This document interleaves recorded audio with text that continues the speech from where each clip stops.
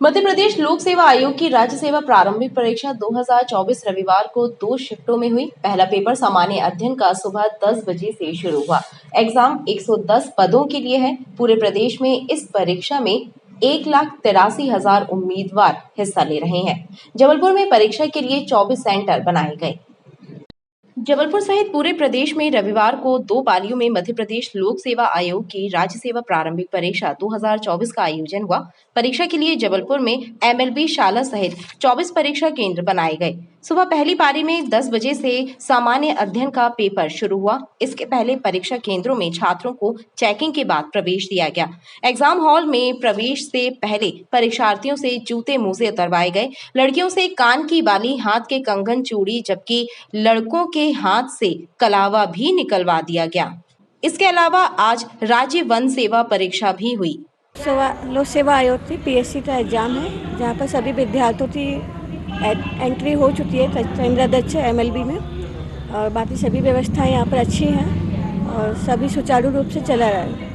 Exam कुल 110 पदों के लिए हुआ है, जिसमें डिप्टी कलेक्टर के 15, डीएसपी के 22 पद भी शामिल हैं। जबलपुर में 11,000 से ज्यादा परीक्षार्थी इस परीक्षा में शामिल हुए। पर्यावरण के संरक्षण और वृक्षारोपण के प्रति लोगों का रुझान बढ़ रहा है। बारिश के पूर्व पर्यावरण संरक्षण और हरियाली को बढ़ावा देने के संकल्प के साथ लोग वृक्षारोपण कर रहे हैं। इसी कड़ी में सैनिक सोसाइटी के नागरिकों ने संग्राम शाह उद्यान और उसके आसपास की पहाड़ियों पर वृहद वृक्षारोपण किया। लोगों ने इस दौरान पौधों को संरक्षित करने का संकल्प भी लिया। पर्यावरण संरक्षण और पौधारोपण के प्रति लोग जागरूक हो रहे हैं। हरियाली बढ़ाने और शुद्ध वातावरण के लिए वृहद स्तर पर वृक्षारोपण किया जा रहा है। इसी कड़ी में सैनिक सोसाइटी के नागरिकों ने संग्राम शाह उद्यान और उससे लगी पहाड़ियों पर पौधारोपण किया। यहाँ अलग अलग प्रजातियों के पौधों का रोपण किया गया। इस दौरान लोगों ने यह संकल्प भी लिया कि वह लोग इन पौधों का संरक्षण करेंगे, ताकि भविष्य में लोगों को शुद्ध वातावरण और शुद्ध वायु उपलब्ध हो। चूँकि पेड़ लगाना ही पर्याप्त नहीं होता, उसको भोजन पानी की भी आवश्यकता होती है, तो ये हम लोगों ने ड्रिप लगाया हुआ, आप यहाँ देखिएगा, पूरे नीचे साइड में पूरा ड्रिप लगाया। आगे भी अगर हमको सहयोग मिलता है कुछ बड़े लोगों से कि पहाड़ के ऊपर चढ़ के वो गड्ढा खोद के हमको वहाँ तक पहुँचने में मदद करें, तो हम लोग आगे भी यहाँ पे पूरे ऊपर पहाड़ों पे पेड़ लगाएंगे और पानी की व्यवस्था भी हम लोग करेंगे। सारे नीचे साइड में पूरी जगह पे ड्रिप लगा के, पॉपअप लगा के और फाउंटेन लगा हुआ है। यहाँ के पर्याप्त हो गई है पानी की व्यवस्था, बस ऊपर के लिए हम लोग चाह रहे हैं। हमने ड्रिपिंग सिस्टम लगाई है यहाँ पे। ड्रिपिंग सिस्टम मतलब जड़ों में पानी जाता है धीरे धीरे रिसेस के, जिससे पानी की बचत होती है, खाद की बचत होती है और पेड़ भी पनपता है। सबसे खास चीज़ हमने ये किया। दूसरी चीज़, हम इस पहाड़ में भी आज 1000 बोगनविलिया, जासोन 500 और इसके साथ आम और पीपल जो पेड़ हैं वो भी लगाएंगे इस पहाड़ पे जो पीछे दिख रहा है। मेरा संदेश ये है कि ड्रिपिंग सिस्टम आप लोग भी अपने गार्डन में लगाएं और इससे पानी की बचत भी होगी और पेड़ का ग्रोथ भी होता है। आज हमने ये पौधारोपण यह सोच के किया है कि बारिश का मौसम शुरू होने वाला है और अब ये पौधा लगाने का सही समय है। आज हमने यहाँ पे रात रानी के पौधे लगाए हैं और भी काफ़ी लगाए हैं। हमारा विज़न है, ये डॉक्टर मकसूद चिश्ती का विज़न है कि ये जो पहाड़ आप देख रहे हैं इसमें हम बोगेनविला लगाएं और जब बोगेनविला के फूल हों तो ये पहाड़ बिल्कुल स्विट्ज़रलैंड की पहाड़ियों जैसा प्रतीत हो। खास बात यह है कि पौधारोपण के लिए यहाँ खास तकनीक का इस्तेमाल किया गया है, ताकि पौधों को खाद और पानी की ज्यादा आवश्यकता ना पड़े और पौधे वृक्षों के रूप में तब्दील हो सकें। नगर निगम में अधिकारी और ठेकेदार मिलकर जनता के पैसों की होली खेल रहे हैं। आलम यह है कि सड़क बनते ही उधड़ने लगती है। ताजा उदाहरण रसल चौक से पुल नंबर 3 की बराट रोड का है, जो बनने के 3 दिन में ही बिखर गई। सड़क से उखड़ी हुई गिट्टियां राहगीरों की मुसीबत बढ़ा रही है। नगर निगम के लोक निर्माण विभाग में गुणवत्ताहीन सड़क बनाने का सिलसिला रुकने का नाम नहीं ले रहा है। ताजा मामला रसल चौक से पुल नंबर 3 यानी बराट रोड का है, जिसे बने 3 दिन भी नहीं हुए और गिट्टियां उखड़कर बिखरने लगी हैं, मानो डामर का उपयोग किया ही ना हो। साई कंस्ट्रक्शन द्वारा बनाई गई सड़क का अधिकारियों ने निरीक्षण तक नहीं किया, जिसके चलते घटिया सड़क की एक और सौगात जनता को मिली। पिछले हफ्ते में ये रसल चौक से बराट रोड गया था, तो बड़ी अच्छी रोड बनी, बड़ा अच्छा लगा वहाँ पे कि बड़ी अच्छी रोड बन गई है। अभी 2-3 दिन पहले गया तो वहाँ पे वो रोड ही नहीं है, पूरी गिट्टियाँ निकल रही हैं। ऐसा लगता जैसे नगर निगम उसमें डामर डालना भूल गया मेरे भाई। जल्दी जल्दी बनाई गई है, कोई नेता के आने के चक्कर में बनाई गई, किसी फॉर्मेलिटी की गई हो, खाना पूर्ति की गई हो, गिट्टी उधड़ने लगी है। नगर निगम से अनुरोध है कि कृपया ऐसे काम ना करें, इससे अच्छा तो बेहतर है कि ना करें तो अच्छा है। और बना के सपने दिखा के तोड़ दिए, पूरी रोड में गिट्टियाँ हैं, चलने में दिक्कत जाती है, गाड़ियों चोचट की गिट्टियाँ दुकानों में लग रही हैं, आजू बाजू जा रही हैं, बड़ी समस्या है साहब इस चीज़ की। सीसी सड़क के ऊपर डामर बना दिया। हाँ, वो जो नीचे जो फॉर्मेलिटी करते, वो खुदाई करते, पुराई करते, ऐसा कुछ नहीं किया था। डैम उसमें थी तो उसी के ऊपर डैमेल लोड डाल दी। कहाँ उसके ऊपर टिकेगी, वही पहली चीज़ तो रोड। आप बताओ ना, डैमेल उसके ऊपर सीसी के ऊपर डैमेल रोड कहाँ चिपकेगी आपकी? तो भ्रष्टाचार ही है, कुछ नहीं है भैया। खास बात यह है कि सड़क बनते समय अधिकारी इनका निरीक्षण तक नहीं करते, उन्हें सिर्फ अपने कमीशन से मतलब होता है। चर्चा तो यहाँ तक है कि नगर निगम के कई अधिकारी ठेकेदार कंपनियों में बकायदा पार्टनर भी हैं, जिसके चलते किसी ठेकेदार पर दंडात्मक कार्यवाही नहीं हो पाती। दीनदयाल चौक से शिवनगर तक सड़क और फुटपाथ पर काबिज अतिक्रमण यातायात व्यवस्था के लिए चुनौती बनी हुई है। बेजा कब्जों के कारण दुर्घटनाएं हो रही हैं, जाम लगता है, लेकिन जिम्मेदार विभाग और अधिकारी मूक दर्शक बने हुए हैं।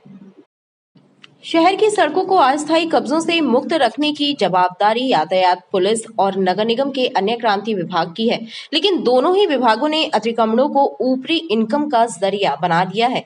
अतिक्रमणकर्ताओं से प्रतिदिन लाखों रुपयों की उगाही होती है, इसलिए शहर की यातायात व्यवस्था चौपट और बदहाल है। सबसे ज्यादा खराब हालत दीनदयाल चौक के आसपास है, जहां सड़क और फुटपाथ पर काबिज ठेले टपरों के कारण दुर्घटनाएं होती हैं, जाम लगता है, लेकिन जिम्मेदार विभाग और अधिकारी मूक दर्शक बने रहते हैं। इस जाम से तो ऐसा कई लोगों के हाथ पैर भी एक्सीडेंट हो रहे, दुर्घटनाएं घट रही, हाथ पैर टूट रहे हैं लोगों के।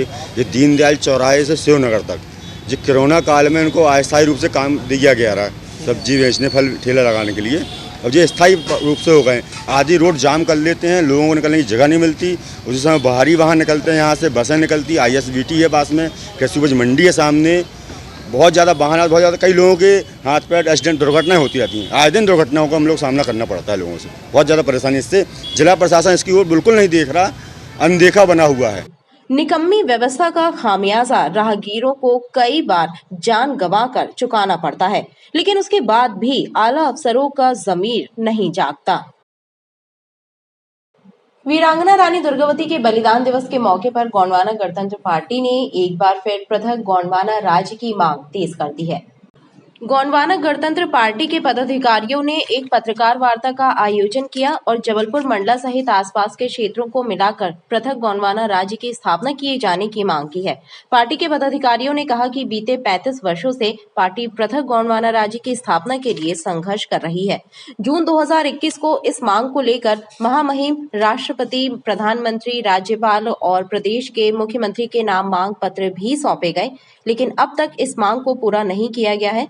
पृथक गोंडवाना राज्य में 24 जिले, 108 विधानसभा और 13 लोकसभा क्षेत्र के साथ ही जबलपुर को राजधानी बनाने का प्रस्ताव प्रस्तावित है, लेकिन अब तक सरकारों के द्वारा इसे दरकिनार रखा गया है। और आने वाले समय पर जिस तरह छोटे छोटे राज्य बनाए जा रहे हैं, भाषा के आधार पर भी जब प्रांतों का गठन हुआ, भाषा के आधार पर महाराष्ट्र, बंगाल, ये भाषा के आधार पर पंजाब, हरियाणा, उड़ीसा, इस तरह है। और अभी हाल ही में जो कहना चाहिए मध्य प्रदेश का जो हिस्सा था छत्तीसगढ़, वो 90 विधानसभा और 11 संसदीय क्षेत्र को अलग करके छत्तीसगढ़ को अलग कर दिया। लेकिन गोंडवाना का जो क्षेत्र है, जबलपुर राजधानी रही है, मंडला, वो अभी भी उपेक्षा का शिकार है। इस क्षेत्र को विकसित करने के लिए और एक नया राज्य बनाने की परिकल्पना की गई थी, जिसे आज तक पूर्ण नहीं किया गया है। गोंडवाना गणतंत्र पार्टी जो है वो इस मांग को पूरे जोशो खरोश से उठाएगी और इसके लिए तब तक संघर्ष करती रहेगी जब तक हमें गोंडवाना का एक संपूर्ण राज्य प्राप्त नहीं हो जाता है। जबलपुर मुख्य रेलवे स्टेशन प्लेटफॉर्म नंबर 6 के बाहर अवैध रूप से खानपान का ठेला लगाने वाले संचालकों की गुंडागर्दी भी चरम पर है। शनिवार को ट्रेन से उतरा एक मुसाफिर भी इनकी गुंडागर्दी का शिकार हो गया। दरअसल खमरिया निवासी पवन नामक एक युवक ट्रेन से उतरने के बाद प्लेटफॉर्म नंबर 6 से बाहर आया। उसने बाहर लगे एक बिरयानी सेंटर से बिरयानी ली और खाने लगा। इस दौरान उसे उल्टी हो गई, जिसके बाद बिरयानी सेंटर में काम कर रहे एक युवक ने उससे मारपीट कर दी, जिससे उसे गंभीर चोट पहुंची। युवक घायल हालत में एसपी कार्यालय पहुंचा, जहां उसने पुलिस अधिकारियों को घटना की जानकारी दी। पुणे में जॉब करता हूँ सर, मैं जबलपुर का ही रहने वाला हूँ।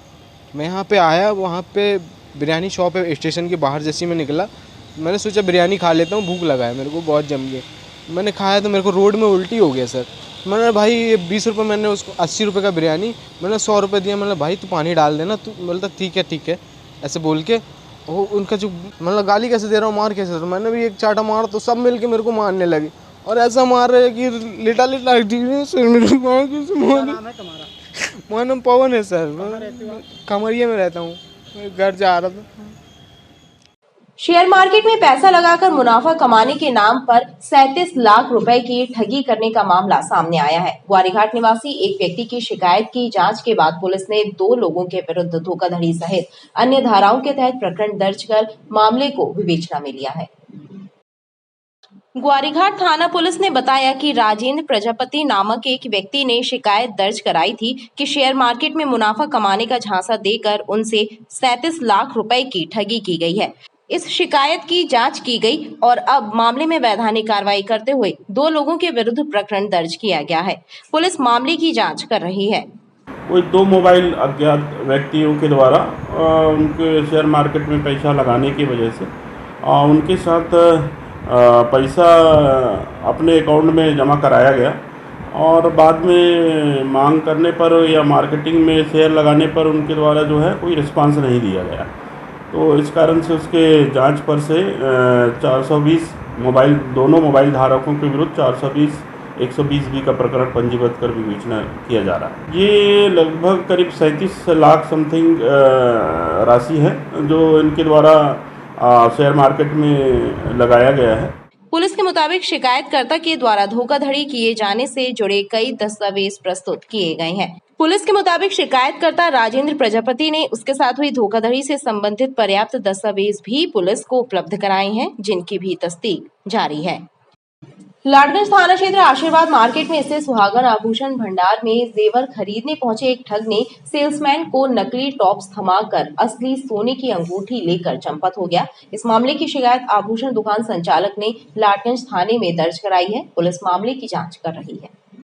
लाडगंज थाना क्षेत्र आशीर्वाद मार्केट में स्थित सुहागन आभूषण भंडार में जेवर लेने पहुंचे एक ठग ने सेल्समैन को झांसा देकर नकली सोने के टॉप्स थमाए और उससे असली सोने की अंगूठी लेकर चंपत हो गया। इस ठगी की जानकारी लगी तो उन्होंने लाडगंज थाने में शिकायत दर्ज कराई। दुकान में लगी सीसीटीवी कैमरों में ठगी करने वाला कैद हुआ है। पुलिस सीसीटीवी फुटेज के आधार पर ठग की तलाश कर रही है।